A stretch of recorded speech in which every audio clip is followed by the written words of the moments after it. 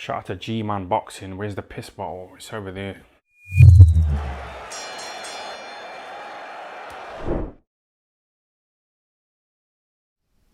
Alright people, midweek report time. How we all doing? Hope you're doing well.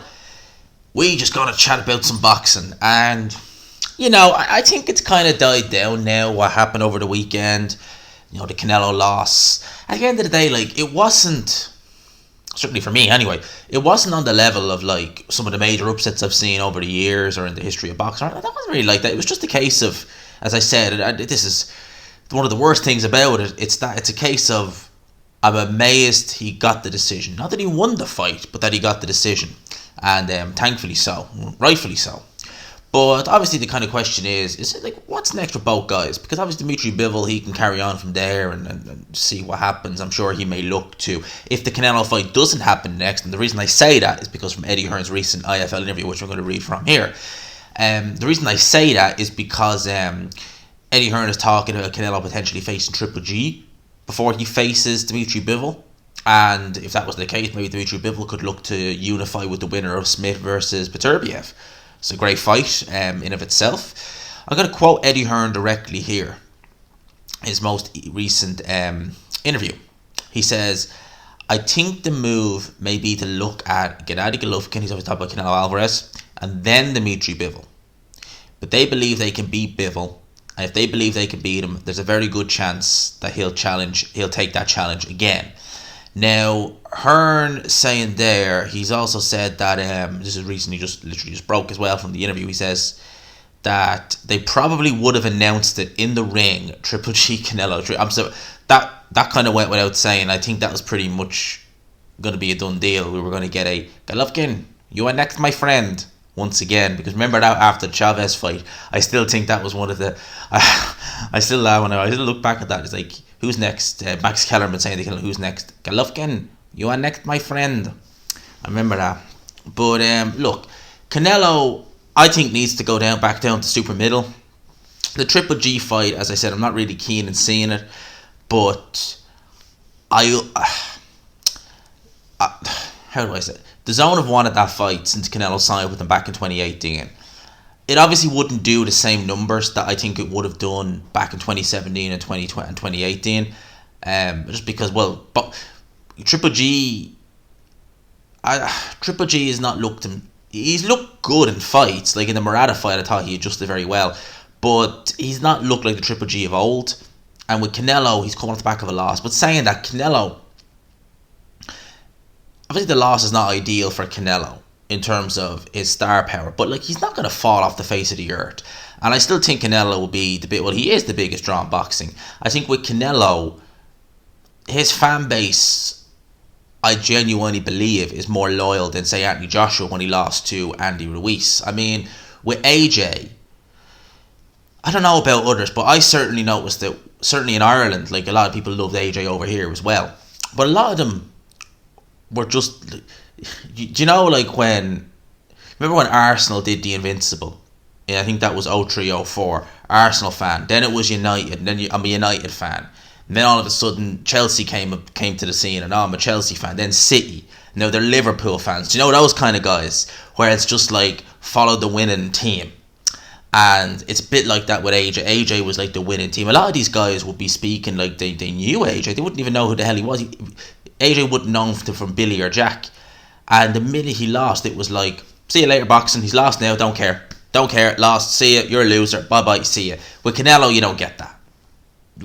I'd be saying that AJ still has, massive following, but I don't think it's ever going to be quite what it was pre-Andy Ruiz. I don't think it'll ever be quite like that. And I think the manner of how he won that and the rematch against Ruiz maybe didn't help people as well. But, look, in terms of what I'd like to see Canelo do, I personally think that I'll take the Triple G fight for what it is, to be honest with you. But fight Triple G, Charlo and Benavidez. I love the Benavidez fight. I think that fight is tremendous if they can get it done. And maybe see what the landscape of 175 is like then after. Super middle I think is Canelo's best weight. I think at that weight, his punches tell. I mean, he's a good puncher, Canelo. Very good puncher, but I think at 168, that is where his power really tells. Them guys are fielding his shots. He's in his element at that weight. I think that is his weight. That's his ideal weight. I'd like to see him back down at that weight. If he does fight Dimitri Bivol again, that style that Bivol has will always cause Canelo issues. And I just don't see him beating them. The only way I see Canelo really beating Bivol, I mean, I'm sure Canelo's a tremendously talented fighter. I'm not saying like for definite he's gonna, he's gonna get schooled even worse. No, he's a tremendously talented fighter as Alvarez. And I think some people are kind of making wrong assumptions, and they're saying, oh, he's lost, he's garbage. No, he's not garbage. Alvarez is a tremendous fighter. He's a tremendous talent. He really is. He's one of the best fighters in the world. There's just no question about that. It could have been just a bridge too far, a weight too far, going to 175 for Alvarez, but he's a tremendously talented fighter. And I don't think his star power is going to drop massively, and I just don't. I can see him beating Bivol. I wouldn't be picking him, but I can see a case of it. I do worry about judging, though. That's always a worry. It's still a worry now. You just don't know. In terms of other things, Eddie Hearn did confirm that Usyk versus AJ, pretty much done deal. Very good chance we'll see that fight 23rd of July in the Middle East. Interesting.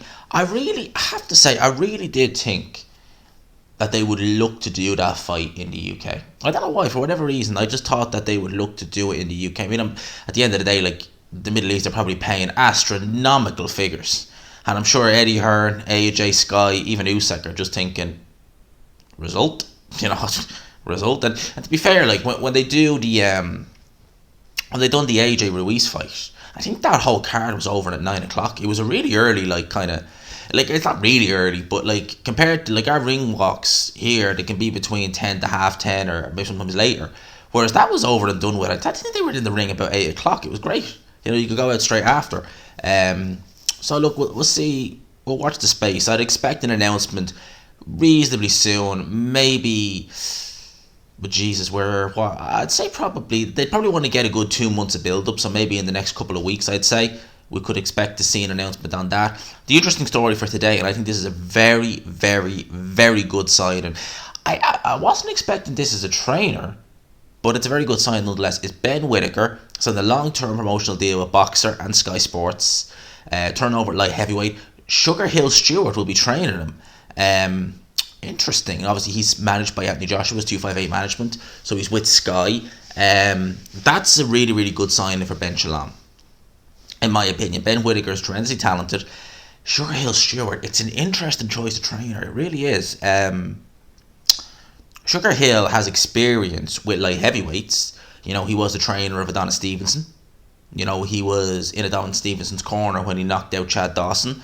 It was Sugar Hill because Emmanuel Stewart was dead at the time. And he was, obviously, we all know Adonis Stevenson was a Kronk fighter. Sugar Hill Stewart, Emmanuel Stewart's nephew. So it's an interesting one. And the reason why I say he's got familiarity with light heavyweights, I always do worry when a fighter is, say for argument, you've got a fighter, or a trainer I should say, a bit like Peter Fury. Now, maybe it's a poor example because Peter Fury is just a boxing, his knowledge of the game is tremendous. Maybe that's a poor analogy. But if you get a fighter, maybe like someone like Robert Garcia, all right, he would train more the lighter kind of guys, the welterweights, the lightweights, etc. Someone who's not familiar with heavyweights, or say light heavyweights, they might get it a bit, they might kind of not understand fully, that different fighters need different strokes. I remember very well Isaac Chamberlain, when he lost to Lawrence Okoli, he gave a very good IFL interview, and I remember this clearly. He was talking about the fact he was training with his uncle at the time. I don't know who's training Chamberlain now, but he was training with his uncle. He was trained by his uncle at the time, and he spoke about how when he was in the gym getting ready for that fight, he overtrained because his uncle had him on the same training regime as a welterweight. You can't do that. Not for a cruiserweight, you can't do that. It's a different body. It's worlds apart. You can't put the cruiserweight on the same training regime as a welterweight and expect the same results. It's just not going to happen. So him with Sugar Hill, I think, is a good fit, and I think Ben Whittaker has a lot of star power. I've seen Jamie say it, and I feel it as well. Some people may take him as a bit of a Marmite character. He is very, he's a very confident guy, and a lot of people can mistake confidence for just sheer arrogance. I think James DeGale was someone who Jamie was taking comparisons with. I see him talk about that earlier. And yeah, James DeGale was a very confident individual, very confident. But he always came across as arrogant at the same time. And I think that was why he never really had that rapport with the fans. He never really was able to... James DeGale was a talented fighter, very talented. But I think he never really... He was just one of them guys, he never caught on with the fans. He was never really one to just kind of catch on, that sort of way. So we have that. This is the interesting one. I had to stifle a giggle when I seen this. Anthony Yarde was on Unibet Lowdown, and he was giving his thoughts on Canelo Alvarez versus Dimitri Bivol. Quote Anthony Yarde here: "I think personally I would know how to beat Dimitri Bivol. It would be a task because he's fundamentally very good. I don't lie to nobody. I'm not going to say, hey, it's an easy fight for me or anything like that. He's fundamentally very good. So he thinks he knows how to beat Dimitri Bivol. Look, Anthony Yarde is a good, very talented fighter. He ain't beating Dimitri Bivol. He ain't. I mean, Yarde was getting outboxed by a faded Sergei Kovalev and stopped late. Obviously, he was knackered at the time. He got some very poor advice in the corner where it was empty the tank, which is just ridiculous. You shouldn't be doing that. When he's nothing left after, when Kovalev weathered the storm. Bivol is fresher than Kovalev. He's probably faster than Kovalev, even in his pro. He's definitely faster, actually, than Kovalev was. Kovalev wasn't slow, but Bivol's speed for a light heavyweight is very impressive. His hand and his foot speed, it's tremendous. I think he would beat the living crap out of Anthony Yarde. I really do. I mean, I know he was able to rectify it very well in the rematch.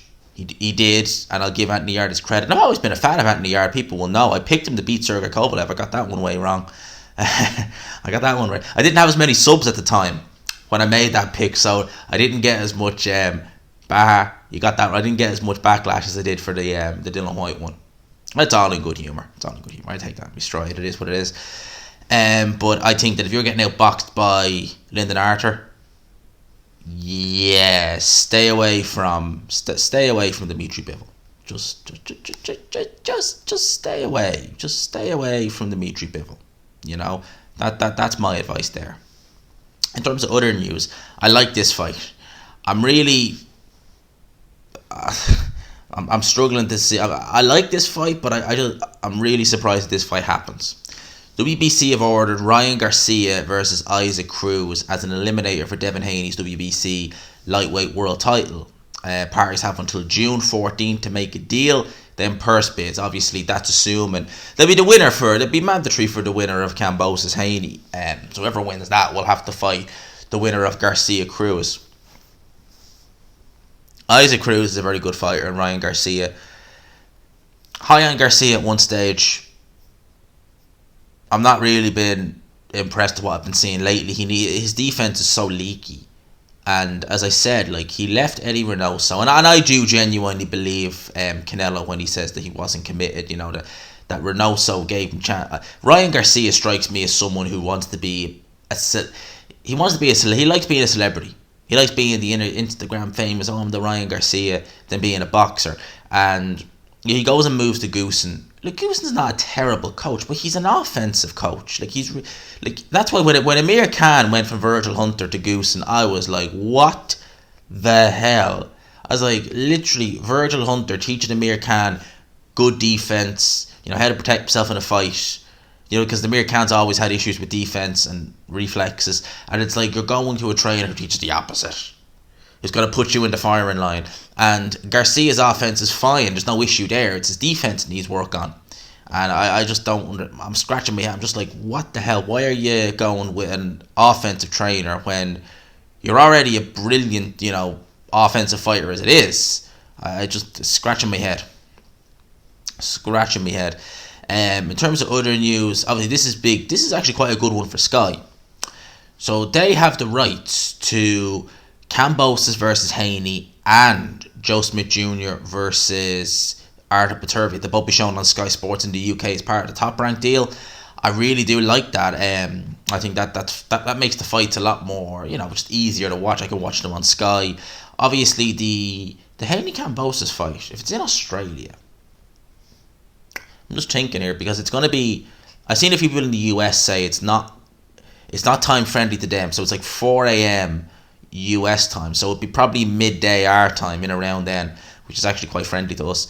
And obviously, Bitervia versus Smith is US time, but both excellent fights. I mean, the Kambosos Haney fight, we're doing a watch along for that. Definitely, we're doing a watch along for that. 100%. That's 100% there. In terms of other news, obviously Billy Joe on Triple G. I think I already spoke about that, but I'm just kind of like, why? Like, Billy Joe has barely mentioned anyone other than Eubank Jr over the last year, and starts mentioning Triple G. I don't see Billy Joe coming back unless, of course, it is someone like a Triple G. But from the pics I've seen of him, he's been looking out of shape. Has he even trained since the Canelo loss? Billy Joe is one of them fighters. He actually deserves a WTF video, but I've done one already this week and last week. I'm going to take a rest for a week or two before doing one. I need to do the Adrian Broner one. People have asked me that for a while. I need to do the Adrian Broner WTF. But where do you start with Adrian Broner? Like, where do you start? And where does it end? And how much will YouTube let me talk about? Because that's Jesus Christ, that's going to be a fun one whenever I get round to that. But something I forgot. Oh yeah, Billy Joe. I can't see him come back to boxing, and if he does, he's wasted. As far as I'm concerned, he's wasted his best years. He wasted his best years through inactivity. Billy Joe, after that Lemieux fight was peak Billy Joe. I know stylistically David Lemieux, a fighter like Billy Joe, who has good footwork at middleweight, had faster feet than he did at super middleweight, who's a good fundamental, slick southpaw. That style Lemieux has will make Billy Joe look $1 million.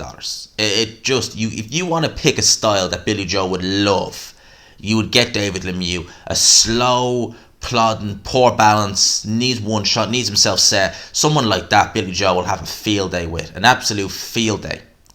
But still, he looked tremendous in that fight, and it was probably his best performance. Well, it was his best performance. And I think that was Billy Joe when he was training up with Dominic Ingle. He was actually keeping himself in shape in between fights.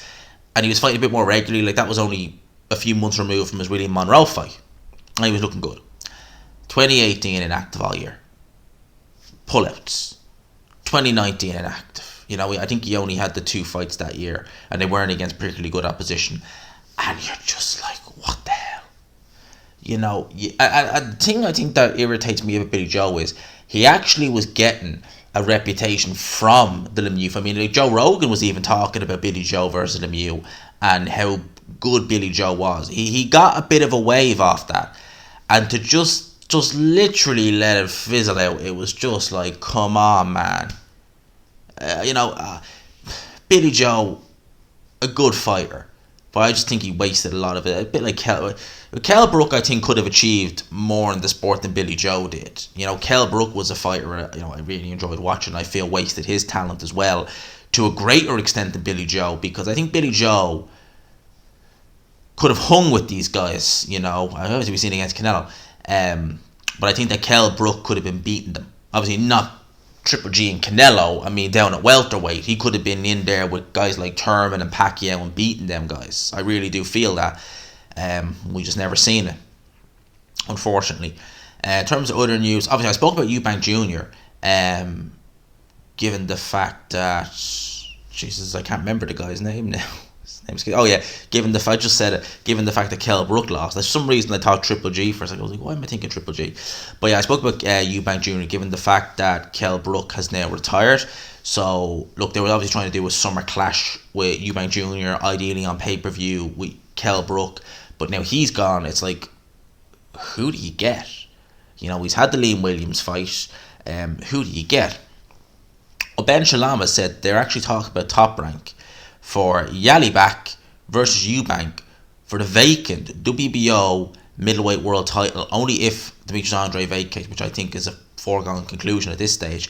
Looking to try and get that fight over the line, or Liam Smith, one or the other. Interesting. Now, the Liam Smith fight, I couldn't see that being. Me personally, I couldn't see I couldn't justify that being on pay-per-view. I couldn't. I don't think that's a pay-per-view worthy fight.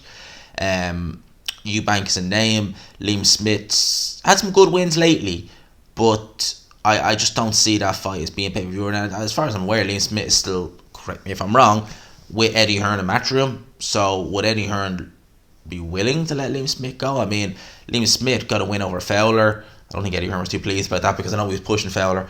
And obviously just beat up Jesse Vargas, which was not really a surprise, to be honest with you. So, I mean, there's things you can do with Liam Smith there. And maybe Hearn might look and think, do you know what? Like, you know, if I can get him a 154-pound title, because obviously he's highly ranked and enough at 154. We've got the undisputed fight this week between Charlo and Castano. You would imagine those titles would get vacated sooner or later. I'm sure Hearn might be thinking, hey, I can get him a world title. You know, have a nice old homecoming, you know, in, is it the Echo Arena that's in Liverpool? Might make something out of it, you know. I mean, why not? So, I'll watch the space there and see what happens with Chris Eubank Jr. Liam Smith, I can't. See, I really do think that the fight that I would have liked Kell Brook to have, if he would have had one more fight, would have been the Liam Smith fight, because I think that fight stylistically could have been quite fun. They're both kind of, well, Liam Smith's probably still a bit fresher. He's probably got more time left in his career than Kell. Kell Brook's done, we know now, but you know what I mean. Just say for argument, like he decided to have one more fight. I think that would have been a good fight to have, and it was a fight that both guys could have won. I would have picked Kell Brook, but it made no sense financially. Kell Brook wanted big paydays. It's not a big payday. It would have made no sense. So I can understand why that never happened. In terms of other news, I think we're good to go. Obviously, we have fights this weekend. We have Castano, Charlo. Looking forward to that. Obviously, we have Tony Yoka versus Martin Bakole. I'm really looking forward to that. I'm looking forward to seeing that, seeing how Tony Yoka looks. Yoka is an interesting one, isn't he? Because there's times I've looked at Yoka and I thought, very good. Extremely talented, very good. There's other times where I just looked at him and just thought, ugh.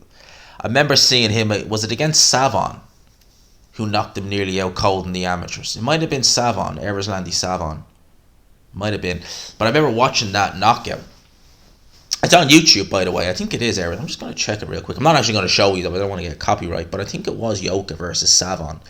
And it was a lovely left hook Yoka got hit with. And nearly knocked him out cold. Was it Erzlandi Savon? I think it might have been. Wait there a sec. He did fight Savon in the amateurs. I think it was Erzlandi Savon who knocked him out cold in the amateurs. Yeah, you can find that fight on YouTube. It's the first one that comes up, Tony Yoka versus Erzlandi Savon. Savon is a tremendous amateur. It's a shame that we may never see him in the pros, and we may never see him, if he does get to turn pro in Cuba, we never see his best years. Savon's tremendous. I mean, Jesus, people. Savon beat Joshua. He didn't get the decision, but he beat Joshua in London 2012. Knocked out Lawrence Akoli in a round. Savon's tremendous. But you see the left hook he hits Yoka with. Clean, one-punch knockout, knocks Yoka out clean. That was about a decade ago, to be fair. And Yoka would only been, what, 19, 20? So he's definitely grown into himself a lot more since then.